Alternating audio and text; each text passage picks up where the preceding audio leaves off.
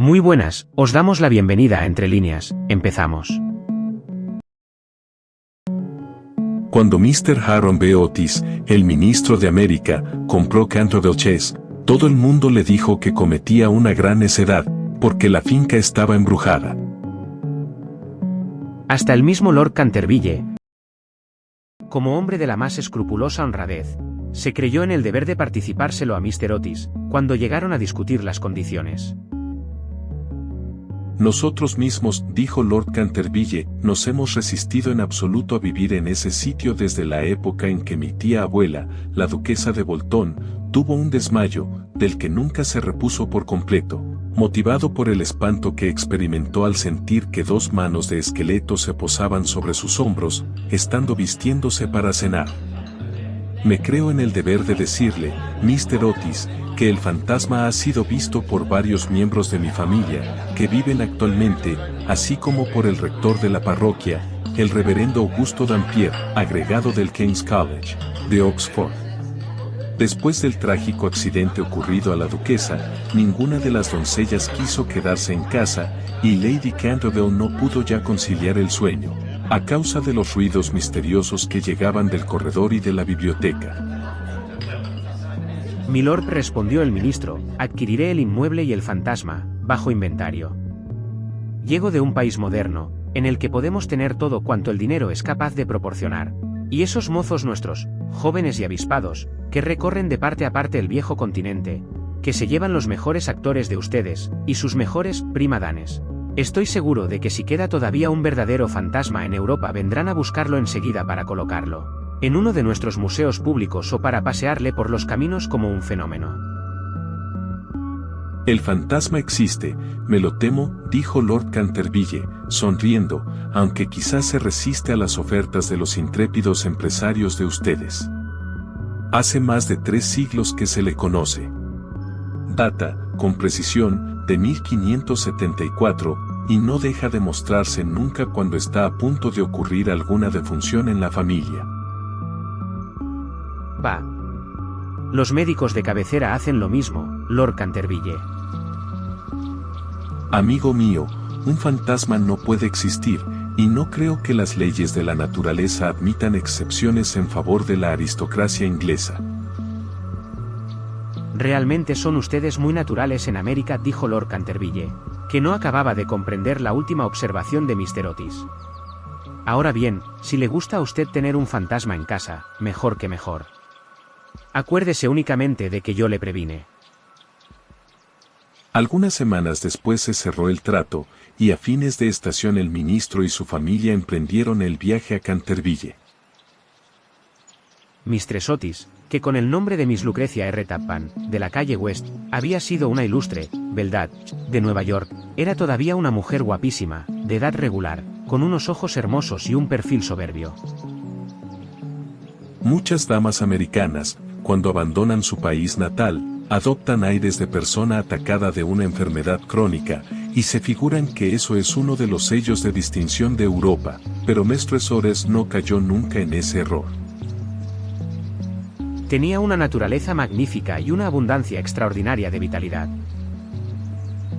A decir verdad, era completamente inglesa bajo muchos aspectos, y hubiese podido citársela en buena lid para sostener la tesis de que lo tenemos todo en común con América hoy día, excepto la lengua, como es de suponer.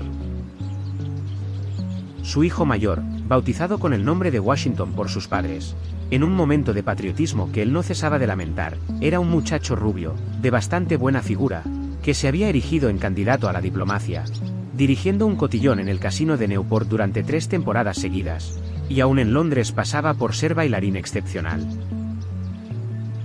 Sus únicas debilidades eran las gardenias y la patria, aparte de esto, era perfectamente sensato. Miss Virginia E. Otis era una muchachita de 15 años, esbelta y graciosa como un cervatillo, con un bonito aire de despreocupación en sus grandes ojos azules.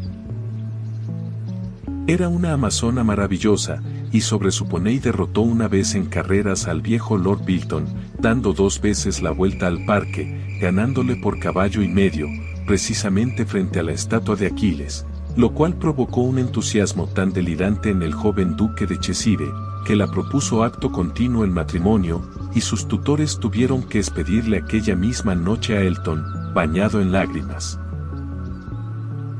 Después de Virginia venían dos gemelos, conocidos de ordinario con el nombre de Estrellas y Bandas, porque se les encontraba siempre ostentándolas.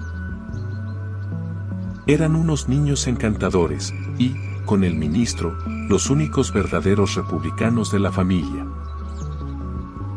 Como Canterville Chase está a 7 millas de Ascot, la estación más próxima, Mr. Otis telegrafió que fueran a buscarle en coche descubierto, y emprendieron la marcha en medio de la mayor alegría.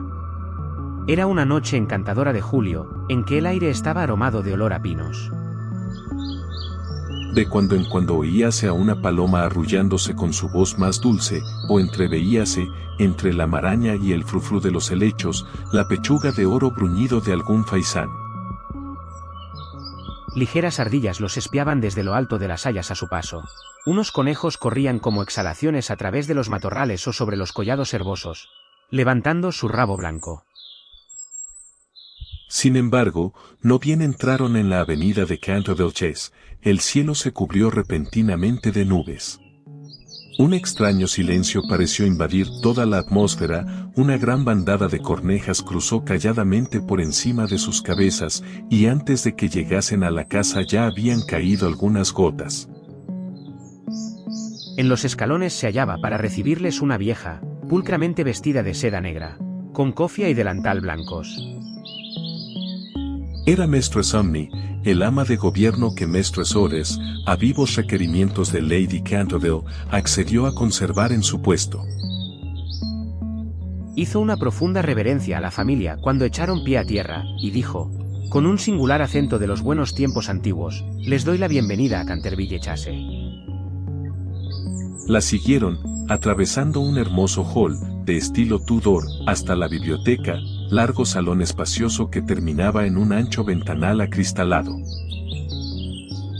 Estaba preparado el té. Luego, una vez que se quitaron los trajes de viaje, sentáronse todos y se pusieron a curiosear en torno suyo, mientras Mistress Umney iba de un lado para el otro. De pronto, la mirada de Mistress Otis cayó sobre una mancha de un rojo oscuro que había sobre el pavimento, precisamente al lado de la chimenea y, sin darse cuenta de sus palabras, dijo a Mistress Umney, veo que han vertido algo en ese sitio. Sí, señora, contestó Mistress Umney en voz baja. Ahí se ha vertido sangre. Es espantoso, exclamó Mistress Ores. No quiero manchas de sangre en un salón. Es preciso quitar eso inmediatamente. La vieja sonrió, y con la misma voz baja y misteriosa, respondió, es sangre de Lady Leonor de Canterville, que fue muerta en ese mismo sitio por su propio marido, Sir Simon de Canterville, en 1565. Sir Simon la sobrevivió 9 años, desapareciendo de repente en circunstancias misteriosísimas. Su cuerpo no se encontró nunca, pero su alma culpable sigue embrujando la casa. La mancha de sangre ha sido muy admirada por los turistas y por otras personas, pero quitarla, imposible. Todo eso son tonterías, exclamó Washington Otis. El producto, quitamanchas, el limpiador incomparable del campeón Pinkerton, hará desaparecer eso en un abrir y cerrar de ojos. Y antes de que el ama de gobierno, aterrada, pudiera intervenir, ya se había arrodillado y frotaba vivamente el entarimado con una barrita de una sustancia parecida al cosmético negro. A los pocos instantes la mancha había desaparecido sin dejar rastro. Ya sabía yo que el Pinkerton la borraría, exclamó en tono triunfal, paseando una mirada circular sobre su familia, llena de admiración. Pero apenas había pronunciado esas palabras, cuando un relámpago formidable iluminó la estancia sombría, y el retumbar del trueno levantó a todos, menos a Mistress Umney, que se desmayó. ¡Qué clima más atroz!, dijo tranquilamente el ministro, encendiendo un largo veguero. Creo que el país de los abuelos está tan lleno de gente, que no hay buen tiempo bastante para todo el mundo. Siempre opiné que lo mejor que pueden hacer los ingleses es emigrar. Querido Hiram, replicó Maestre Soles, ¿qué podemos hacer con una mujer que se desmaya? Descontaremos eso de su salario en caja. Así no se volverá a desmayar. En efecto, Maestre Sumney no tardó en volver en sí. Sin embargo, veíase que estaba conmovida hondamente, y con voz solemne advirtió a Mistress Otis que debía esperarse algún disgusto en la casa. Señores, he visto con mis propios ojos algunas cosas que pondrían los pelos de punta a cualquier cristiano. Y durante noches y noches no he podido pegar los ojos a causa de los hechos terribles que pasaban. A pesar de lo cual, Mr. Otis y su esposa aseguraron vivamente a la buena mujer que no tenían miedo ninguno de los fantasmas. La vieja ama de llaves, después de haber impetrado la bendición de la providencia sobre sus nuevos amos y de arreglárselas para que le aumentasen el salario, se retiró a su habitación renqueando. C2 La tempestad se desencadenó durante toda la noche, pero no produjo nada extraño. Al día siguiente, por la mañana, cuando bajaron a almorzar, encontraron de nuevo la terrible mancha sobre el entarimado. No creo que tenga la culpa él, quita manchas, dijo Washington, pues lo he ensayado sobre toda clase de manchas. Debe de ser cosa del fantasma. En consecuencia, borró la mancha, después de frotar un poco. Al otro día, por la mañana, había reaparecido. Y, sin embargo, la biblioteca permanecía cerrada la noche anterior, llevándose la llave Mr. Otis. Desde entonces, la familia empezó a interesarse por aquello. Mr. Otis se hallaba a punto de creer que había estado demasiado dogmático negando la existencia de los fantasmas. Mr. Otis expresó su intención de afiliarse a la Sociedad Psíquica, y Washington preparó una larga carta a Mr. Mears y Podmone, basada en la persistencia de las manchas de sangre cuando provienen de un crimen. Aquella noche disipó todas las dudas sobre la existencia objetiva de los fantasmas. La familia había aprovechado la frescura de la tarde para dar un paseo en coche. Regresaron a las 9, tomando una ligera cena. La conversación no recayó ni un momento sobre los fantasmas, de manera que faltaban hasta las condiciones más elementales de espera y de receptibilidad, que preceden tan a menudo a los fenómenos psíquicos.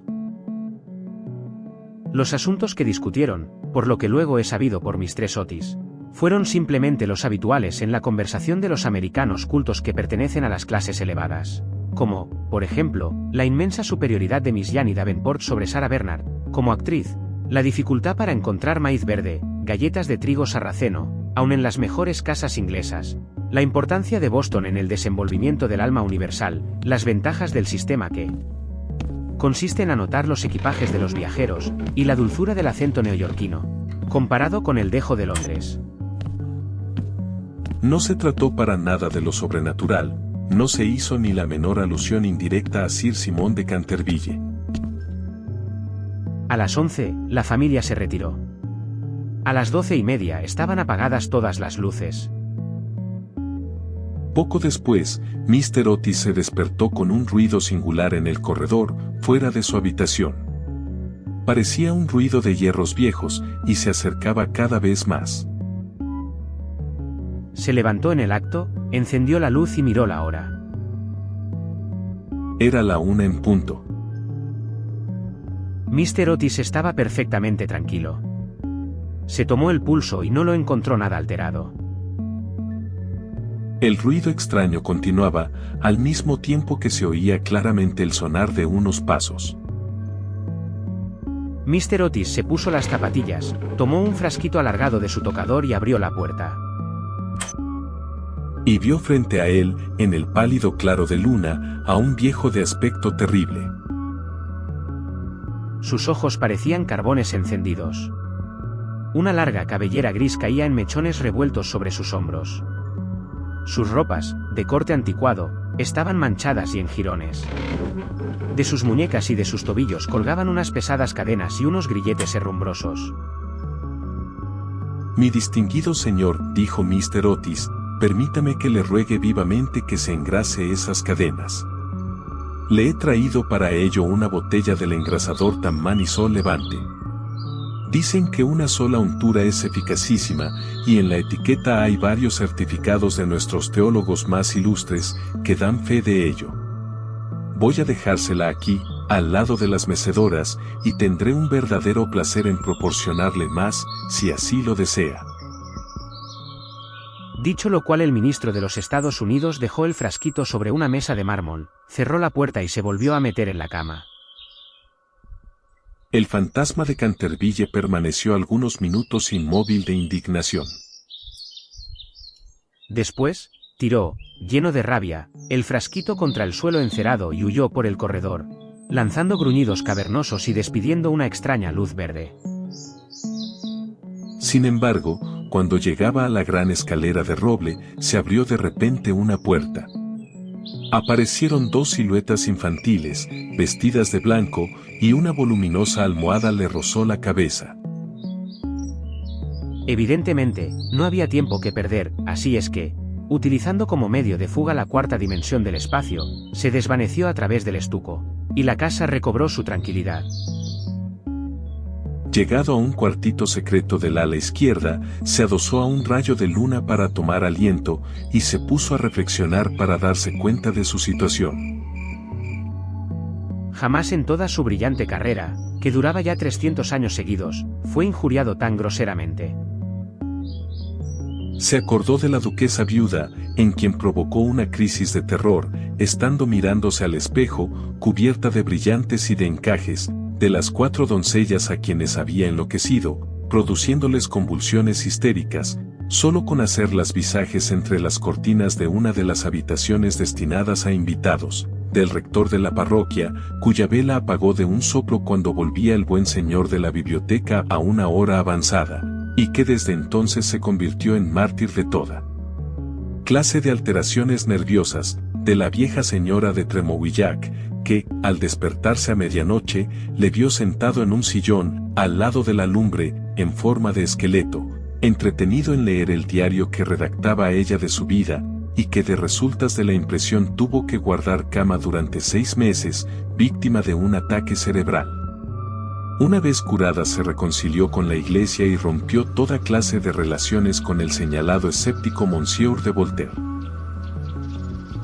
Recordó igualmente la noche terrible en que el bribón de Lord Canterville fue hallado agonizante en su tocador, con una sota de espadas hundida en la garganta, viéndose obligado a confesar que por medio de aquella carta había timado la suma de 10.000 libras a Carlos Foss, en casa de Grogford. Y juraba que aquella carta se la hizo tragar el fantasma. Todas sus grandes hazañas le volvían a la mente.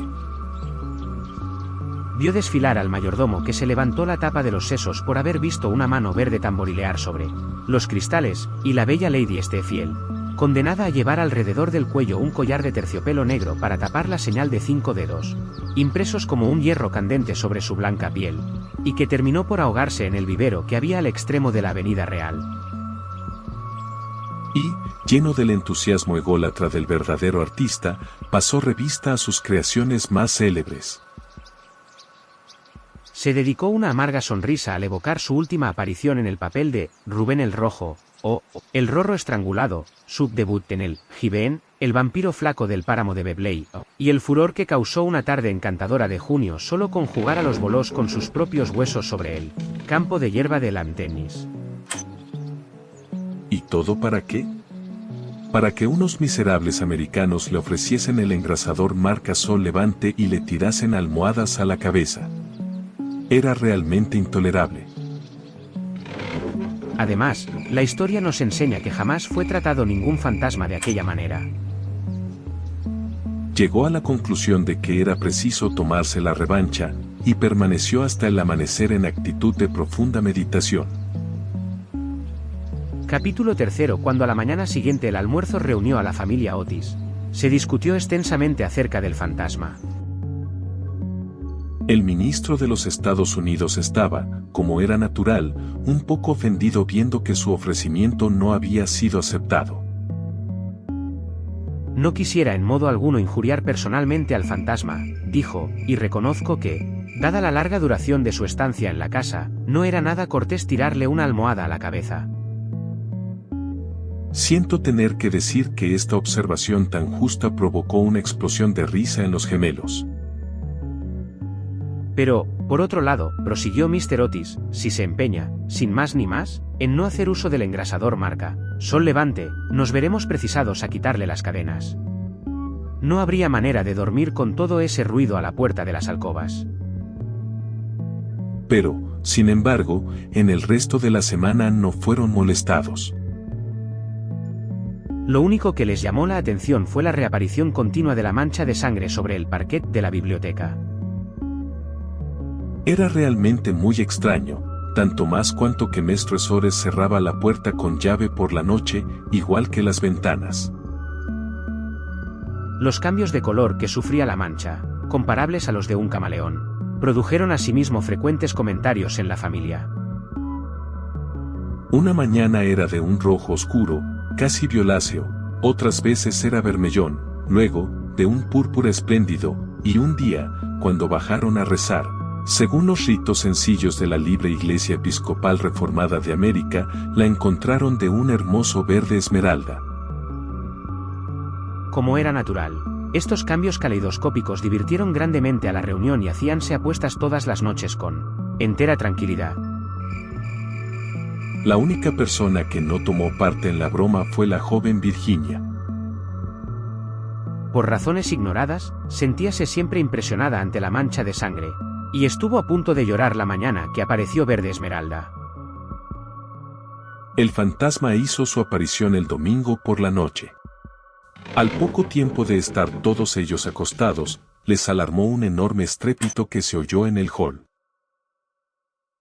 Bajaron apresuradamente, y se encontraron con que una armadura completa se había desprendido de su soporte, cayendo sobre las losas. Cerca de allí, sentado en un sillón de alto respaldo, el fantasma de Canterville se restregaba las rodillas, con una expresión de agudo dolor sobre su rostro. Los gemelos, que se habían provisto de sus cañas de majuelos, le lanzaron inmediatamente 2 huesos, con esa seguridad de puntería que solo se adquiere a fuerza de largos y pacientes ejercicios sobre el profesor de caligrafía. Mientras tanto, el ministro de los Estados Unidos mantenía al fantasma bajo la amenaza de su revólver y, conforme a la etiqueta californiana, le instaba a levantar los brazos. El fantasma se alzó bruscamente, lanzando un grito de furor salvaje, y se disipó en medio de ellos, como una niebla, apagando de paso la vela de Washington Otis y dejándolos a todos en la mayor oscuridad. Cuando llegó a lo alto de la escalera, una vez dueño de sí, se decidió a lanzar su célebre repique de carcajadas satánicas. Contaba la gente que aquello hizo encanecer en una sola noche el peluquín de Lord Rake, y que no necesitaron más de 3 sucesivas amas de gobierno para decidirse a dimitir antes de terminar el primer mes en su cargo. Por consiguiente, lanzó una carcajada más horrible, despertando paulatinamente los ecos en las antiguas bóvedas, pero, apagados estos, se abrió una puerta y apareció, vestida de azul claro, Mestre Sores. Me temo, dijo la dama, que esté usted indispuesto, y aquí le traigo un frasco de la tintura del Dr. Dobell. Si se trata de una indigestión, esto le sentará bien. El fantasma la miró con ojos llameantes de furor y se creyó en el deber de metamorfosearse en un gran perro negro. Era un truco que le había dado una reputación merecidísima, y al cual atribuía la idiotez incurable del tío de Lord Canterville, el honorable Tomás Horton. Pero un ruido de pasos que se acercaban le hizo vacilar en su cruel determinación, y se contentó con volverse un poco fosforescente. Enseguida se desvaneció, después de lanzar un gemido sepulcral, porque los gemelos iban a darle alcance. Una vez en su habitación sintióse destrozado, presa de la agitación más violenta. La ordinariez de los gemelos, el grosero materialismo de Mistress Otis, todo aquello resultaba realmente vejatorio, pero lo que más le humillaba era no tener ya fuerzas para llevar una armadura. Contaba con hacer impresión aún en unos americanos modernos, con hacerles estremecer a la vista de un espectro acorazado, ya que no por motivos razonables, al menos por deferencia hacia su poeta nacional Longfellow, cuyas poesías, delicadas y atrayentes, habíanle ayudado con frecuencia a matar el tiempo, mientras los Canterville estaban en Londres. Además, era su propia armadura. La llevó con éxito en el torneo de Kenilworth, siendo felicitado calurosamente por la reina virgen en persona. Pero cuando quiso ponérsela quedó aplastado por completo con el peso de la enorme coraza y del yelmo de acero. Y se desplomó pesadamente sobre las losas de piedra, despellejándose las rodillas y contusionándose la muñeca derecha. Durante varios días estuvo malísimo y no pudo salir de su morada más que lo necesario para mantener en buen estado la mancha de sangre. No obstante lo cual, a fuerza de cuidados acabó por restablecerse y decidió hacer una tercera tentativa para aterrorizar al ministro de los Estados Unidos y a su familia. Eligió para su reaparición en escena el viernes de agosto, consagrando gran parte del día a pasar revista a sus trajes. Su elección recayó al fin en un sombrero de ala levantada por un lado y caída del otro, con una pluma roja, en un sudario deshilachado por las mangas y el cuello y, por último, en un puñal mohoso. Al atardecer estalló una gran tormenta. El viento era tan fuerte que sacudía y cerraba violentamente las puertas y ventanas de la vetusta casa. Realmente aquel era el tiempo que le convenía. He aquí lo que pensaba hacer: iría sigilosamente a la habitación de Washington Otis. Le musitaría unas frases ininteligibles, quedándose al pie de la cama, y le hundiría 3 veces seguidas el puñal en la garganta, a los sones de una música apagada. Odiaba sobre todo a Washington, porque sabía perfectamente que era él quien acostumbraba a quitar la famosa mancha de sangre de Canterville, empleando el limpiador incomparable de Pinkerton. Después de reducir al temerario, al despreocupado joven, entraría en la habitación que ocupaba el ministro de los Estados Unidos y su mujer. Una vez allí, colocara una mano viscosa sobre la frente de Mistress Otis, y al mismo tiempo murmuraría, con voz sorda, al oído del ministro tembloroso, los secretos terribles del osario. En cuanto a la pequeña Virginia, aún no tenía decidido nada. No lo había insultado nunca. Era bonita y cariñosa. Unos cuantos gruñidos sordos, que saliesen del armario, le parecían más que suficientes, y si no bastaban para despertarla, llegaría hasta tirarla de la puntita de la nariz con sus dedos rígidos por la parálisis. A los gemelos estaba resuelto a darles una lección. Lo primero que haría sería sentarse sobre sus pechos, con el objeto de producirles la sensación de pesadilla. Luego, aprovechando que sus camas estaban muy juntas, se alzaría en el espacio libre entre ellas, con el aspecto de un cadáver verde y frío como el hielo, hasta que se quedaran paralizados de terror. Enseguida, tirando bruscamente su sudario, daría la vuelta al dormitorio en 4 patas, como un esqueleto blanqueado por el tiempo, moviendo los ojos de sus órbitas, en su creación de Daniel el Mudo, o el esqueleto del suicida, papel en el cual hizo un gran efecto en varias ocasiones. Creía estar tan bien en este como en su otro papel de Martín el Demente o el Misterio Enmascarado. A las 10:30 oyó subir a la familia a acostarse. Durante algunos instantes le inquietaron las tumultuosas carcajadas de los gemelos, que se divertían evidentemente, con su loca alegría de colegiales, antes de meterse en la cama. Pero a las 11:15 todo quedó nuevamente en silencio, y cuando sonaron las 12 se puso en camino. La lechuza chocaba contra los cristales de la ventana. El cuervo crastitaba en el hueco de un tejo centenario y el viento gemía vagando alrededor de la casa, como un alma en pena, pero la familia Otis dormía, sin sospechar la suerte que le esperaba. Oía con toda claridad los ronquidos regulares del ministro de los Estados Unidos, que dominaban el ruido de la lluvia y de la tormenta. Se deslizó furtivamente a través del estuco. Una sonrisa perversa se dibujaba sobre su boca cruel y arrugada, y la luna escondió su rostro tras una nube cuando pasó delante de la gran ventana ojival, sobre la que estaban representadas, en azul y oro, sus propias armas y las de su esposa asesinada. Seguía andando siempre, deslizándose como una sombra funesta, que parecía hacer retroceder de espanto a las mismas tinieblas en su camino. En un momento dado le pareció oír que alguien le llamaba, se detuvo, pero era tan solo un perro, que ladraba en la granja roja. Prosiguió su marcha, refunfuñando extraños juramentos del siglo XVI y blandiendo de cuando en cuando el puñal enmohecido en el aire de medianoche.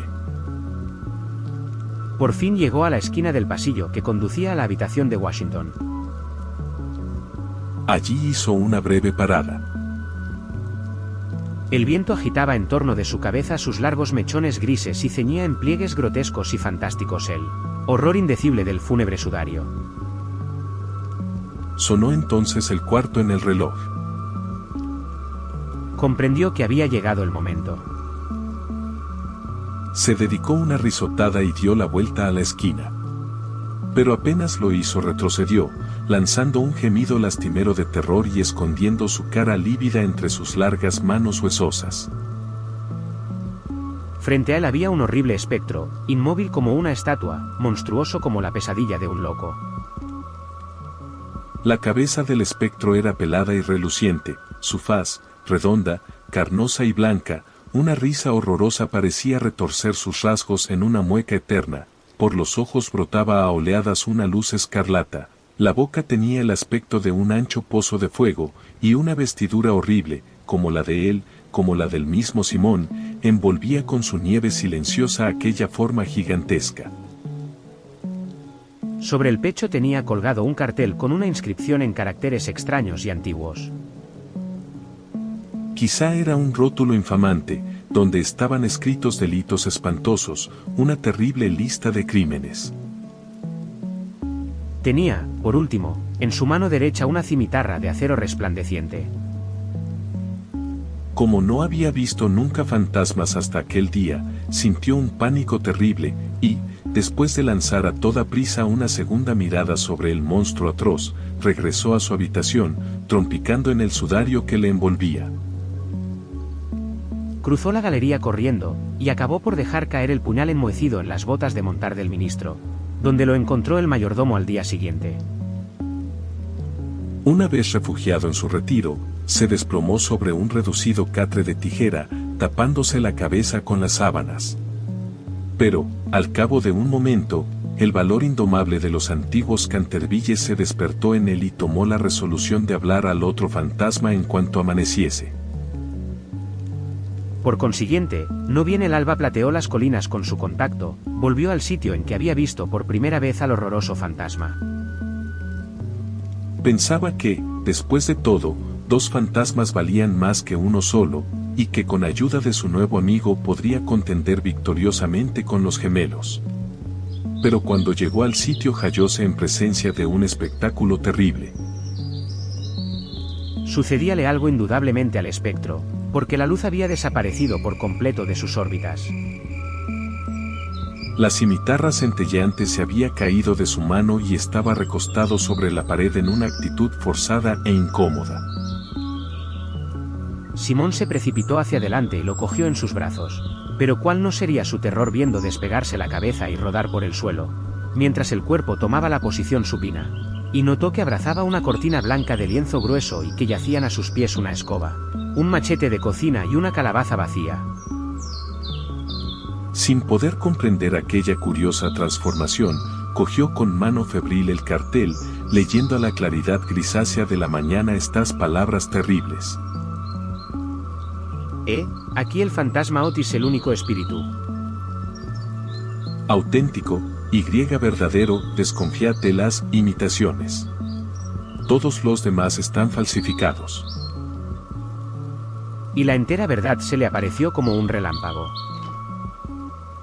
Había sido burlado, chasqueado, engañado. La expresión característica de los Canterville reapareció en sus ojos, apretó las mandíbulas desdentadas, levantando por encima de su cabeza sus manos amarillas, juró, según el ritual pintoresco de la antigua escuela, que cuando el gallo tocara por 2 veces el cuerno de su alegre llamada se consumarían sangrientas hazañas, y el crimen, de callado paso, saldría de su retiro. No había terminado de formular este juramento terrible, cuando de una alquería lejana, de tejado de ladrillo rojo, salió el canto de un gallo. Lanzó una larga risotada, lenta y amarga, y esperó. Esperó 1 hora, y después otra, pero por alguna razón misteriosa no volvió a cantar el gallo. Por fin, a eso de las 7:30, la llegada de las criadas le obligó a abandonar su terrible guardia y regresó a su morada, con altivo paso, pensando en su juramento vano y en su vano proyecto fracasado. Una vez allí consultó varios libros de caballería, cuya lectura le interesaba extraordinariamente, y pudo comprobar que el gallo cantó siempre 2 veces en cuantas ocasiones se recurrió a aquel juramento. Que el diablo se lleve a ese animal volátil, murmuró. En otro tiempo hubiese caído sobre él con mi buena lanza, atravesándole el cuello y obligándole a cantar otra vez para mí, aunque reventara. Y dicho esto se retiró a su confortable caja de plomo, y allí permaneció hasta la noche. Capítulo 4. Al día siguiente el fantasma se sintió muy débil, muy cansado.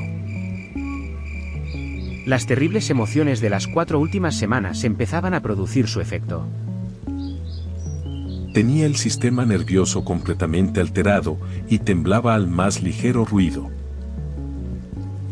No salió de su habitación en 5 días, y concluyó por hacer una concesión en lo relativo a la mancha de sangre del parquet de la biblioteca. Puesto que la familia Otis no quería verla, era indudablemente que no la merecía. Aquella gente estaba colocada a ojos vistas en un plano inferior de vida material y era incapaz de apreciar el valor simbólico de los fenómenos sensibles.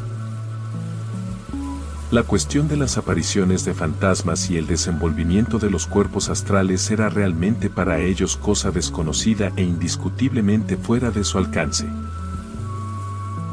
Pero, por lo menos, constituía para él un deber ineludible mostrarse en el corredor 1 vez a la semana y farfullar por la gran ventana ojival el primero y el tercer miércoles de cada mes. No veía ningún medio digno de sustraerse a aquella obligación. Verdad es que su vida fue muy criminal, pero, quitado eso, era hombre muy concienzudo en todo cuanto se relacionaba con lo sobrenatural. Así, pues, los 3 sábados siguientes atravesó, como de costumbre, el corredor entre 12 de la noche y 3 de la madrugada, tomando todas las precauciones posibles para no ser visto ni oído. Se quitaba las botas, pisaba lo más ligeramente que podía sobre las viejas maderas carcomidas, envolvíase en una gran capa de terciopelo negro, y no dejaba de usar el engrasador Sol Levante para engrasar sus cadenas.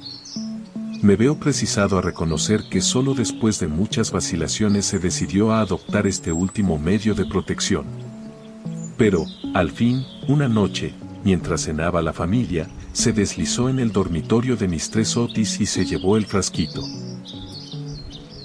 Al principio se sintió un poco humillado, pero después fue suficientemente razonable para comprender que aquel invento merecía grandes elogios y cooperaba, en cierto modo, a la realización de sus proyectos. A pesar de todo, no se vio a cubierto de matracas. No dejaban nunca de tenderle cuerdas de lado a lado del corredor para hacer tropezar en la oscuridad, y una vez que se había disfrazado para el papel de Isaac el Negro o el cazador del bosque de Huxley, cayó cuán largo era al poner el pie sobre una pista de maderas enjabonadas que habían colocado los gemelos, desde el umbral del salón de tapices hasta la parte alta de la escalera de roble. Esta última afrenta le dio tal rabia, que decidió hacer un esfuerzo para imponer su dignidad y consolidar su posición social, y formó el proyecto de visitar a la noche siguiente a los insolentes chicos de Eton, en su célebre papel de Ruperto el Temerario o el Conde sin Cabeza. No se había mostrado con aquel disfraz desde hacía 60 años, es decir, desde que causó con el tal pavor a la bella Lady Barbara Mowbray, que ésta retiró su consentimiento al abuelo de actual Lord Canterville y se fugó a Gretna Green con el arrogante Hutch Castleton, jurando que por nada del mundo consentiría en emparentar con una familia que toleraba los paseos de un fantasma, tan horrible por la terraza, al atardecer. El pobre Jack fue al poco tiempo muerto en duelo por Lord Canterville en la pradera de Wandsworth, y Lady Bárbara murió de pena en Tunbridge Wells antes de terminar el año, así es que fue un gran éxito por todos conceptos. sin embargo, era, permitiéndome emplear un término de argot teatral para aplicarlo a uno de los mayores misterios del mundo sobrenatural, o en lenguaje más científico, del mundo superior a la naturaleza, era, repito, una creación de las más difíciles, y necesitó sus 3 buenas horas para terminar los preparativos. Por fin, todo estuvo listo, y él contentísimo de su disfraz. Las grandes botas de montar, que hacían juego con el traje, eran, eso sí, un poco holgadas para él, y no pudo encontrar más que una de las 2 pistolas del arzón, pero, en general, quedó satisfechísimo. Y a la 1:15 pasó a través del estuco y bajó a corredor. Cuando estuvo cerca de la habitación ocupada por los gemelos, a la que llamaré el dormitorio azul, por el color de sus cortinajes, se encontró con la puerta entreabierta. A fin de hacer una entrada sensacional, la empujó con violencia, pero se le vino encima una jarra de agua que le empapó hasta los huesos, no dándole en el hombro por unos milímetros. Al mismo tiempo oyó unas risas sofocadas que partían de la doble cama con dosel. Su sistema nervioso sufrió tal conmoción, que regresó a sus habitaciones a todo escape, y al día siguiente tuvo que permanecer en la cama con un fuerte reuma. El único consuelo que tuvo fue el de no haber llevado su cabeza sobre los hombros, pues sin esto las consecuencias hubieran podido ser más graves. Desde entonces renunció para siempre a espantar a aquella recia familia de americanos, y se limitó a vagar por el corredor, con zapatillas de orillo, envuelto el cuello en una gruesa bufanda, por temor a las corrientes de aire, y provisto de un pequeño arcabuz, para el caso en que fuese atacado por los gemelos. Hacia el de septiembre fue cuando recibió el golpe de gracia. Había bajado por la escalera hasta el espacioso hall, seguro de que en aquel sitio por lo menos estaba a cubierto de jugarretas, y se entretenía en hacer observaciones satíricas sobre las grandes fotografías del ministro de los Estados Unidos y de su mujer, hechas en casa de Saró. Iba vestido sencilla, pero decentemente, con un largo sudario salpicado de moho de cementerio. Habíase atado la quijada con una tira de tela y llevaba una linternita y un azadón de sepulturero. En una palabra, iba disfrazado de Jonás el desenterrador, o el ladrón de cadáveres de Cherstey Barn. Era una de sus creaciones más notables y de las que guardaban recuerdo, con más motivo, los Canterville, ya que fue la verdadera causa de su riña con Lord Rufford, vecino suyo. Serían próximamente las 2:15 de la madrugada, y, a su juicio, no se movía nadie en la casa. Pero cuando se dirigía tranquilamente en dirección a la biblioteca, para ver lo que quedaba de la mancha de sangre, se abalanzaron hacia él, desde un rincón sombrío, 2 siluetas, agitando locamente sus brazos sobre sus cabezas, mientras gritaban a su oído, con acento. Con acento. Con acento. Lleno de pánico, cosa muy natural en aquellas circunstancias, se precipitó hacia la escalera, pero entonces se encontró frente a Washington Ores, que le esperaba armado con la regadera del jardín, de tal modo, que, cercado por sus enemigos, casi acorralado, tuvo que evaporarse en la gran estufa de hierro colado, que, afortunadamente para él, no estaba encendida, y abrirse paso hasta sus habitaciones por entre tubos y chimeneas, llegando a su refugio en el tremendo estado en que lo pusieron la agitación, el hollín y la desesperación. Desde aquella noche no volvió a vérsele nunca de expedición nocturna. Los gemelos se quedaron muchas veces en acecho para sorprenderle, sembrando de cáscara de nuez los corredores todas las noches, con gran molestia de sus padres y criados. Pero fue inútil. Su amor propio estaba profundamente herido, sin duda, y no quería mostrarse. En vista de ello, Mr. Otis se puso a trabajar en su gran obra sobre la historia del Partido Demócrata, obra que había empezado 3 años antes. Mistress Otis organizó un sclambaque extraordinario, del que se habló en toda la comarca. Los niños se dedicaron a jugar a la barra, al écarté, al póker y a otras diversiones nacionales de América. Virginia dio paseos a caballo por las carreteras, en compañía del duquesito de Cheshire, que se hallaba en Canterville pasando su última semana de vacaciones. Todo el mundo se figuraba que el fantasma había desaparecido, hasta el punto de que Mr. Otis escribió una carta a Lord Canterville para comunicárselo, y recibió en contestación otra carta en la que éste le testimoniaba el placer que le producía la noticia y enviaba sus más sinceras felicitaciones a la digna esposa del ministro. Pero los Otis se equivocaban.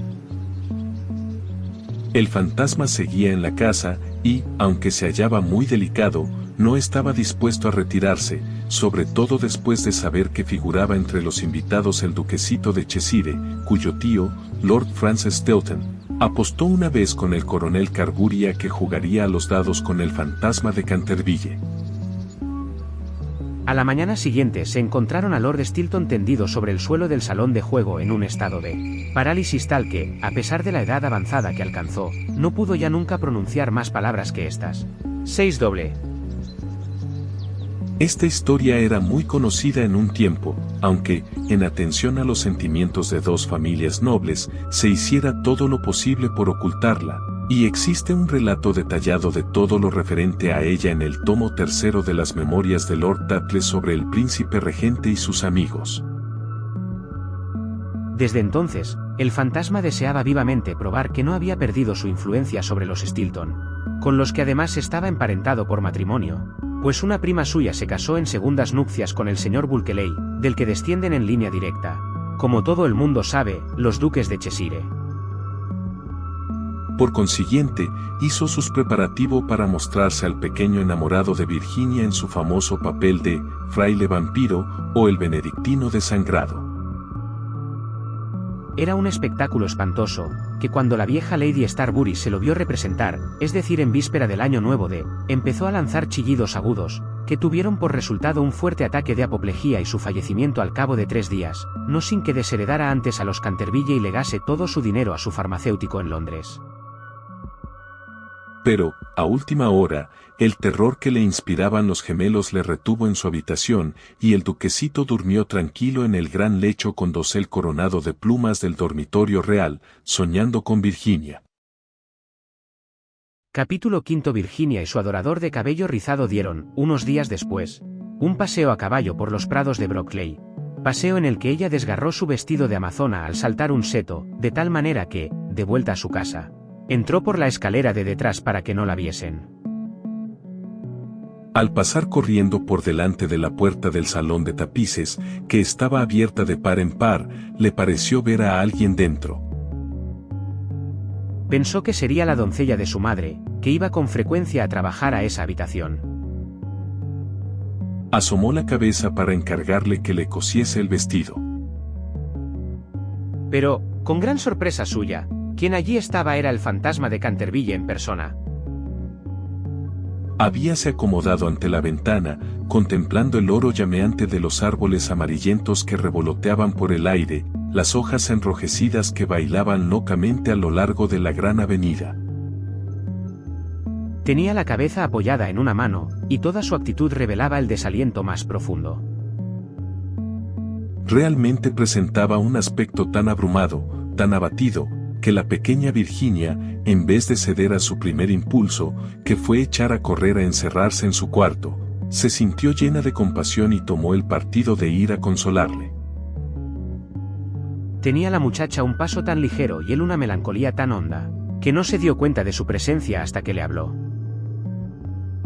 Lo he sentido mucho por usted, dijo, pero mis hermanos regresan mañana a Eton, y entonces, si se porta usted bien nadie le atormentará. Es inconcebible pedirme que me porte bien, le respondió, contemplando estupefacto a la jovencita que tenía la audacia de dirigirle la palabra. Perfectamente inconcebible. Es necesario que yo sacuda mis cadenas, que gruña por los agujeros de las cerraduras y que corretee de noche. ¿Eso es lo que usted llama portarse mal? No tengo otra razón de ser. Eso no es una razón de ser. En sus tiempos fue usted muy malo, ¿sabe? Mistress Umney nos dijo el día que llegamos que usted mató a su esposa. Sí, lo reconozco, respondió incautamente el fantasma. Pero era un asunto de familia y nadie tenía que meterse. Está muy mal matar a nadie, dijo Virginia, que a veces adoptaba un bonito gesto de gravedad puritana, heredado quizás de algún antepasado venido de Nueva Inglaterra. Oh, no puedo sufrir la severidad barata de la moral abstracta. Mi mujer era feísima. No almidonaba nunca lo bastante mis puños y no sabía nada de cocina. Mire usted, un día había yo cazado un soberbio ciervo en los bosques de Hoxley, un hermoso macho de 2 años. Pues no puede usted figurarse cómo me lo sirvió. Pero, en fin, dejemos eso. Es asunto liquidado, y no encuentro nada bien que sus hermanos me dejasen morir de hambre, aunque yo la matase. ¿Que lo dejaran morir de hambre? Oh, señor fantasma. Don Simón, quiero decir, ¿es que tiene usted hambre? Hay un sándwich en mi costurero. ¿Le gustaría? No, gracias, ahora ya no como, pero, de todos modos, lo encuentro amabilísimo por su parte. Es usted bastante más atenta que el resto de su horrible, arisca, ordinaria y ladrona familia. «Basta», exclamó Virginia, dando con el pie en el suelo. «El arisco, el horrible y el ordinario lo es usted. En cuanto a lo de ladrón, bien sabe usted que me ha robado mis colores de la caja de pinturas para restaurar esa ridícula mancha de sangre, en la biblioteca». Empezó usted por coger todos mis rojos, incluso el vermellón, imposibilitándome para pintar puestas de sol. Después agarró usted el verde esmeralda y el amarillo cromo. Y, finalmente, solo me queda el añil y el blanco. Así es que ahora no puedo hacer más que claros de luna, que da grima ver, e incomodísimos, además de colorear. Y no le he acusado, aún estando fastidiada y a pesar de que todas esas cosas son completamente ridículas. ¿Se ha visto alguna vez sangre color verde esmeralda? Vamos a ver, dijo el fantasma, con cierta dulzura, ¿y qué iba yo a hacer? Es dificilísimo en los tiempos actuales agenciarse sangre de verdad, y ya que su hermano empezó con su quitamanchas incomparable, no veo por qué no iba yo a emplear los colores de usted para resistir. En cuanto al tono, es cuestión de gusto. Así, por ejemplo, los Canterville tienen sangre azul, la sangre más azul que existe en Inglaterra. Aunque ya sé que ustedes los americanos no hacen el menor caso de esas cosas. No sabe usted nada, y lo mejor que puede hacer es emigrar, y así se formará idea de algo. Mi padre tendrá un verdadero gusto en proporcionarle un pasaje gratuito, y aunque haya derechos de puertas elevadísimos sobre toda clase de cosas, no le pondrán dificultades en la aduana. Y una vez en Nueva York, puede usted contar con un gran éxito. Conozco infinidad de personas que darían $100,000 por tener antepasados y que sacrificarían mayor cantidad aún por tener un fantasma de familia. Creo que no me divertiría mucho en América. Quizás se deba a que allí no tenemos ni ruinas ni curiosidades, dijo burlonamente Virginia. ¿Qué curiosidades ni qué ruinas?, contestó el fantasma. Tienen ustedes su marina y sus modales. Buenas noches, voy a pedir a papá que conceda a los gemelos una semana más de vacaciones. No se vaya, Miss Virginia, se lo suplico, exclamó el fantasma. Estoy tan solo y soy tan desgraciado, que no sé qué hacer. Quisiera ir a acostarme y no puedo. Pues es inconcebible, no tiene usted más que meterse en la cama y apagar la luz. Algunas veces es dificilísimo permanecer despierto, sobre todo en una iglesia, pero, en cambio, dormir es muy sencillo. Ya ve usted, los gemelos saben dormir admirablemente, y no son de los más listos. Hace 300 años que no duermo, dijo el anciano tristemente, haciendo que Virginia abriese mucho sus hermosos ojos azules, llenos de asombro. Hace ya 300 años que no duermo, así es que me siento cansadísimo. Virginia adoptó un grave continente, y sus finos labios se movieron como pétalos de rosa. Se acercó y arrodillándose al lado del fantasma, contempló su rostro envejecido y arrugado. Pobrecito fantasma, profirió a media voz, ¿Y no hay ningún sitio donde pueda usted dormir? Allá lejos, pasando el pinar, respondió él en voz baja y soñadora, hay un jardincito.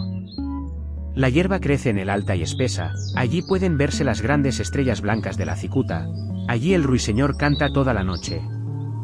Canta toda la noche, y la luna de cristal helado deja caer su mirada y el tejo extiende sus brazos de gigante sobre los durmientes. Los ojos de Virginia se empañaron de lágrimas y sepultó la cara entre sus manos. ¿Se refiere usted al jardín de la muerte?, murmuró.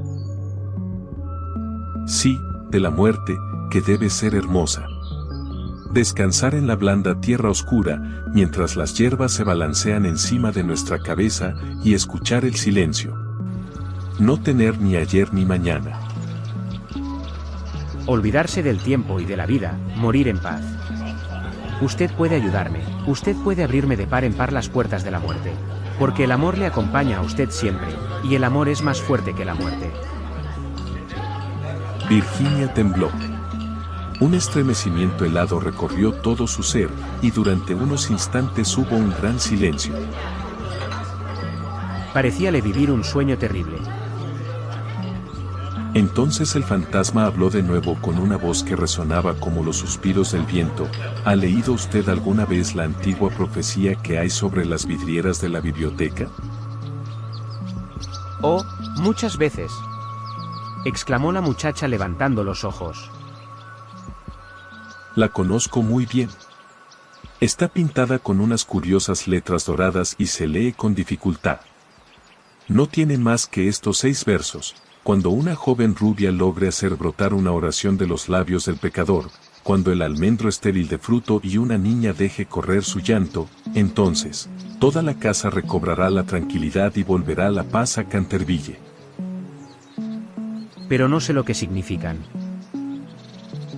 Significan que tiene usted que llorar conmigo mis pecados, porque no tengo lágrimas, y que tiene usted que rezar conmigo por mi alma, porque no tengo fe, y entonces, si ha sido usted siempre dulce, buena y cariñosa, el ángel de la muerte se apoderará de mí.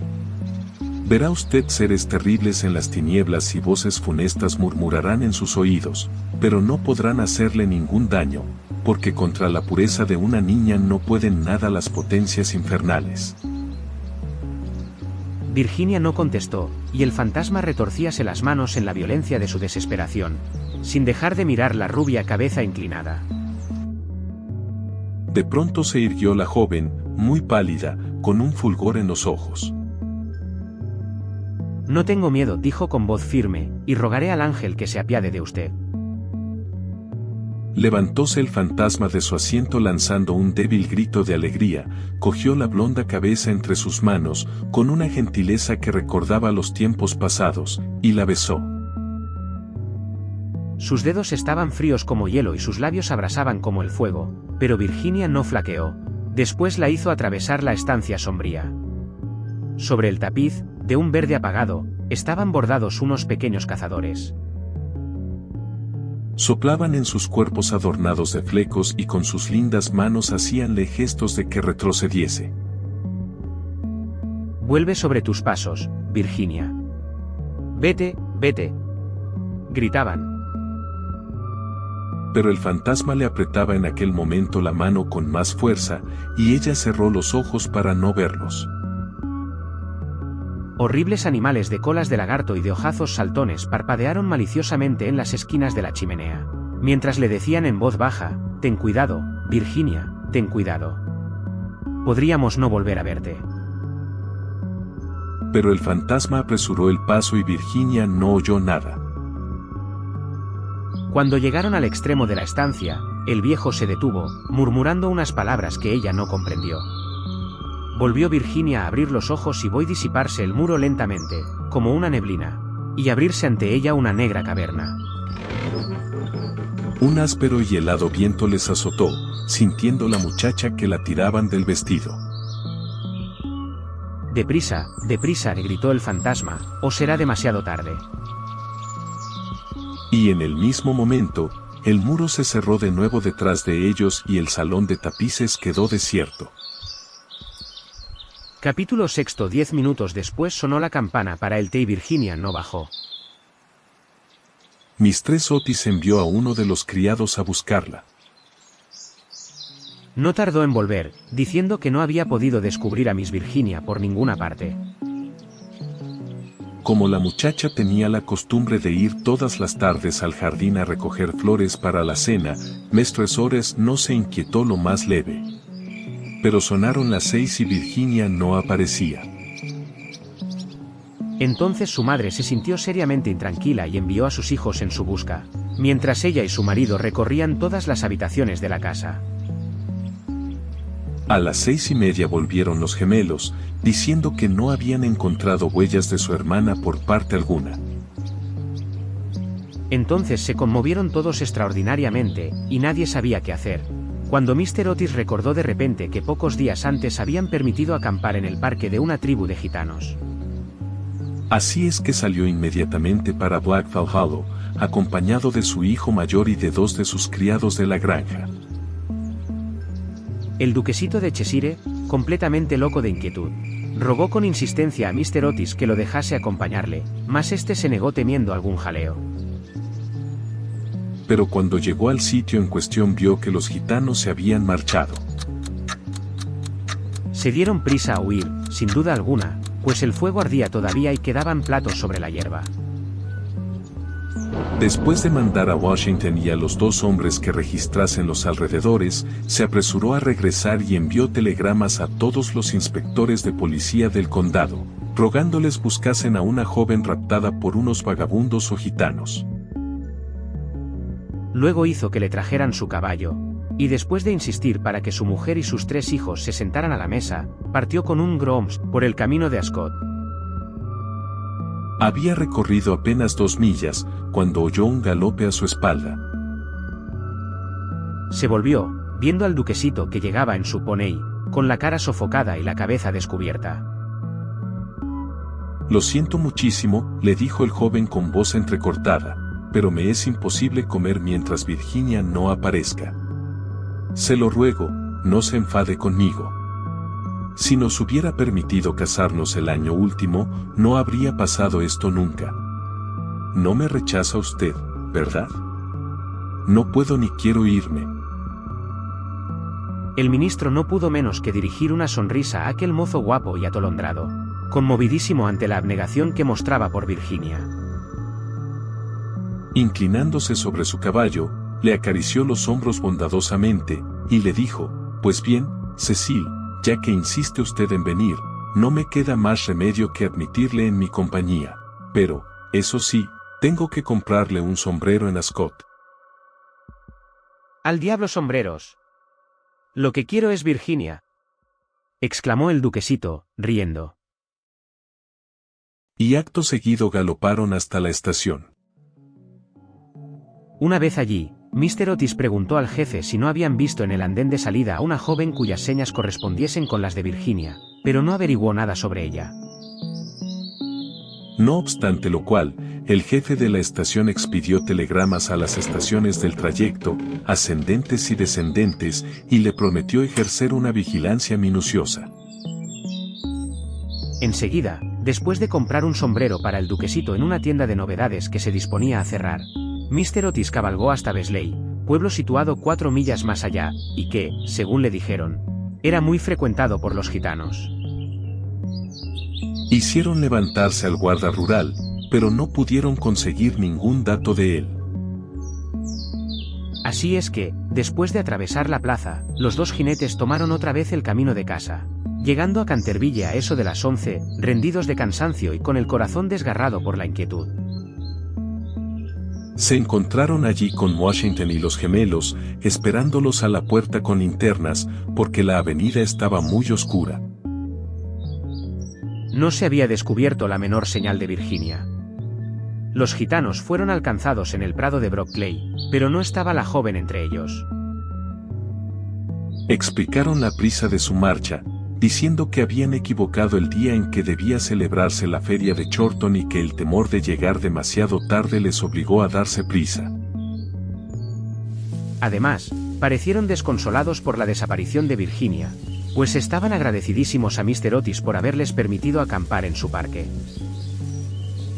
4 de ellos se quedaron detrás para tomar parte en las pesquisas. Se hizo vaciar el estanque de las carpas. Registraron la finca en todos los sentidos, pero no consiguieron nada. Era evidente que Virginia estaba perdida, al menos por aquella noche, y fue con un aire de profundo abatimiento como entraron en casa Mr. Otis y los jóvenes, seguidos del Grom, que llevaba de las bridas al caballo y al poney. En el hall encontráronse con el grupo de criados, llenos de terror. La pobre Mistress Otis estaba tumbada sobre un sofá de la biblioteca, casi loca de espanto y de ansiedad, y la vieja ama de gobierno le humedecía la frente con agua de colonia. Fue una comida tristísima. No se hablaba apenas, y hasta los mismos gemelos parecían despavoridos y consternados, pues querían mucho a su hermana. Cuando terminaron, Mr. Otis, a pesar de los ruegos del duquesito, mandó que todo el mundo se acostase, ya que no podía hacer cosa alguna aquella noche. Al día siguiente telegrafiaría a Scotland Yard para que pusieran inmediatamente varios detectives a su disposición. Pero he aquí que en el preciso momento en que salían del comedor sonaron las 12 en reloj de la torre. Apenas acababan de extinguirse las vibraciones de la última campanada, cuando oyóse un crujido acompañado de un grito penetrante. Un trueno formidable bamboleó la casa, una melodía, que no tenía nada de terrenal, flotó en el aire. Un lienzo de la pared se despegó bruscamente en lo alto de la escalera, y sobre el rellano, muy pálida, casi blanca, apareció Virginia, llevando en la mano una cajita. Inmediatamente se precipitaron todos hacia ella. Mistress Otis la estrechó apasionadamente contra su corazón. El duquesito casi la ahogó con la violencia de sus besos, y los gemelos ejecutaron una danza de guerra salvaje alrededor del grupo. Ah, hija mía, ¿dónde te habías metido?, dijo Mr. Otis, bastante enfadado, creyendo que les había querido dar una broma a todos ellos. Cecil y yo hemos registrado toda la comarca en busca tuya, y tu madre ha estado a punto de morirse de espanto. No vuelvas a dar bromitas de ese género a nadie. Menos al fantasma, menos al fantasma, gritaron los gemelos, continuando sus cabriolas. Hija mía querida, gracias a Dios que te hemos encontrado, ya no nos volveremos a separar, murmuraba Mistress Otis, besando a la muchacha, toda trémula, y acariciando sus cabellos de oro, que se desparramaban sobre sus hombros. Papá, dijo dulcemente Virginia, estaba con el fantasma. Ha muerto ya. Es preciso que vayáis a verle. Fue muy malo, pero se ha arrepentido sinceramente de todo lo que había hecho, y antes de morir me ha dado esta caja de hermosas joyas.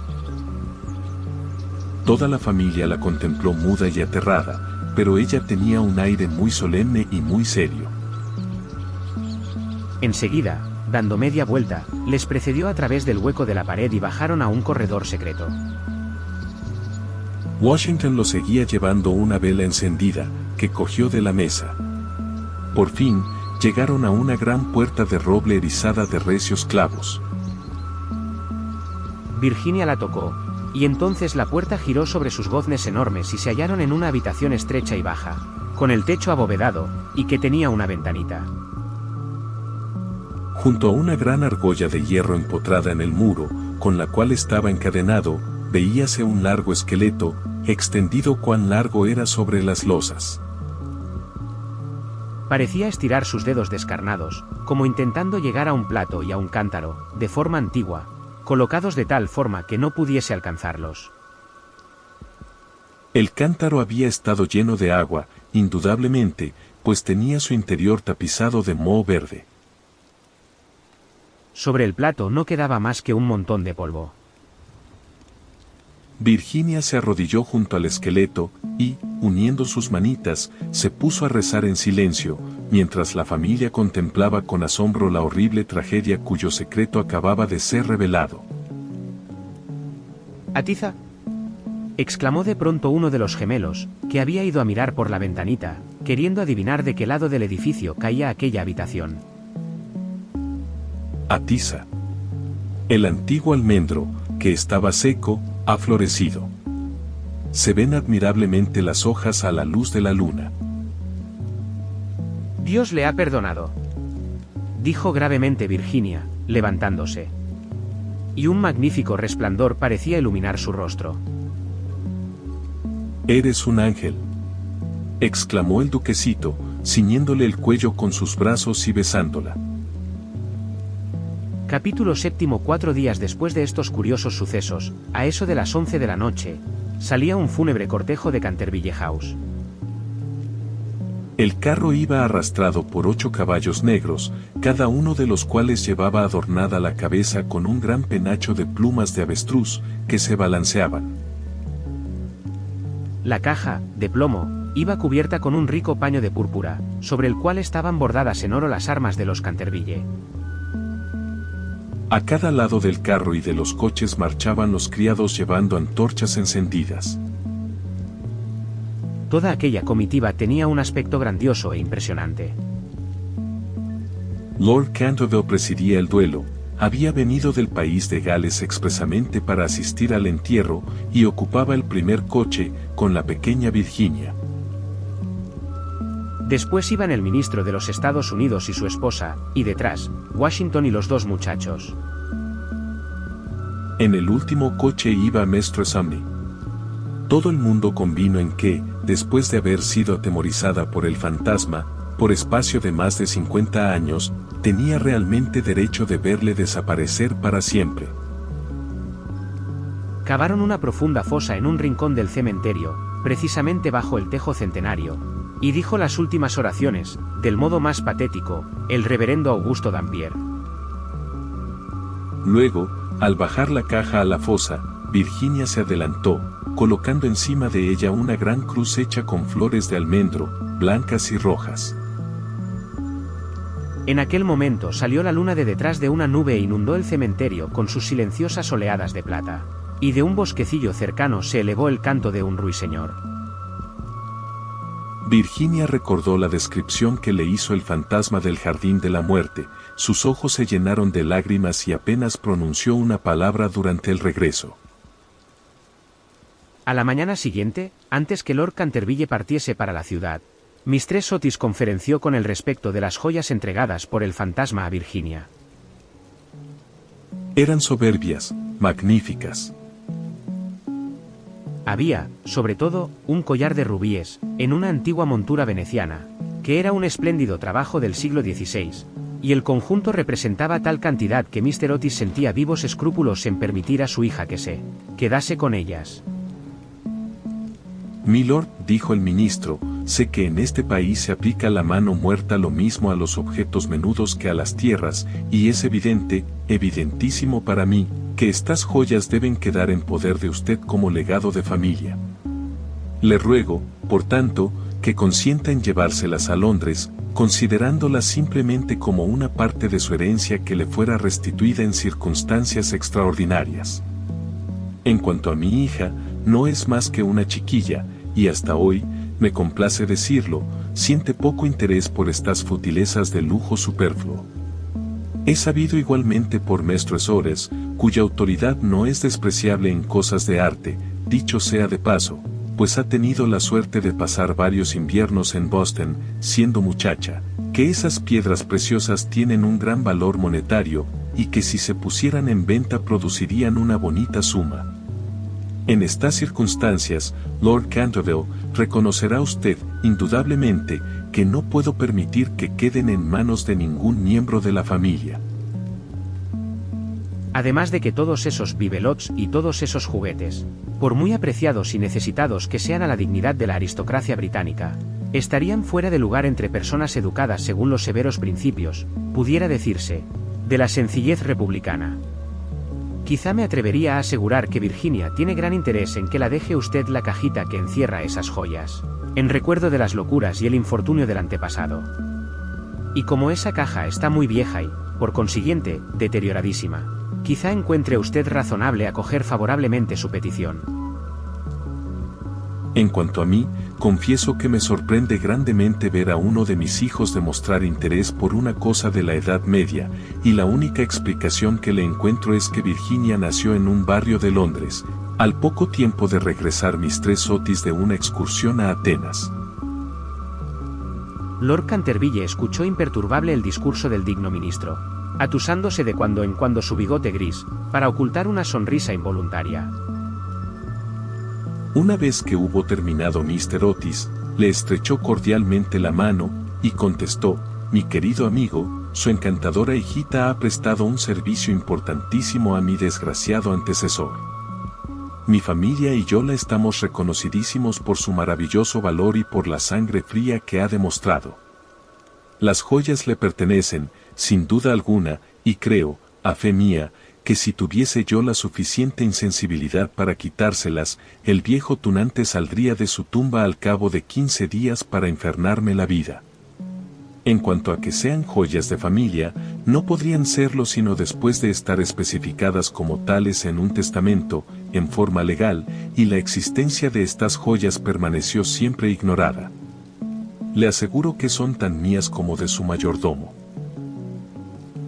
Cuando Miss Virginia sea mayor, sospecho que le encantará tener cosas tan lindas que llevar. Además, Mr. Otis, olvida usted que adquirió usted el inmueble y el fantasma bajo inventario. De modo que todo lo que pertenece al fantasma le pertenece a usted. A pesar de las pruebas de actividad que ha dado Sir Simon por el corredor, no por eso deja de estar menos muerto, desde el punto de vista legal, y su compra le hace a usted dueño de lo que le pertenecía a él. Mr. Otis se quedó muy preocupado ante la negativa de Lord Canterville, y le rogó que reflexionara nuevamente su decisión, pero el excelente par se mantuvo firme y terminó por convencer al ministro de que aceptase el regalo del fantasma. Cuando, en la primavera la duquesita de Cheshire fue presentada por primera vez en la recepción de la reina, con motivo de su casamiento, sus joyas fueron motivo de general admiración. Porque Virginia fue agraciada con el tortil o lambrequín de baronía, que se otorga como recompensa a todas las americanitas juiciosas, y se casó con su novio en cuanto éste tuvo edad para ello. Eran ambos tan agradables y se amaban de tal modo, que a todo el mundo le encantó ese matrimonio, menos a la vieja marquesa de Dumbleton, que venía haciendo todo lo posible por atrapar al duquesito y casarle con una de sus 7 hijas. Para conseguirlo dio lo menos 3 grandes comidas costosísimas.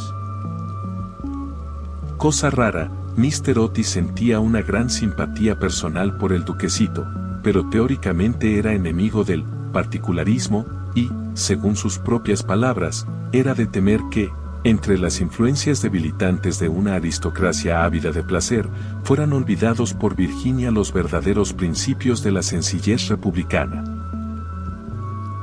Pero nadie hizo caso de sus observaciones, y cuando avanzó por la nave lateral de la iglesia de San Jorge, en Hanover Square, llevando a su hija del brazo, no había hombre más orgulloso en toda Inglaterra.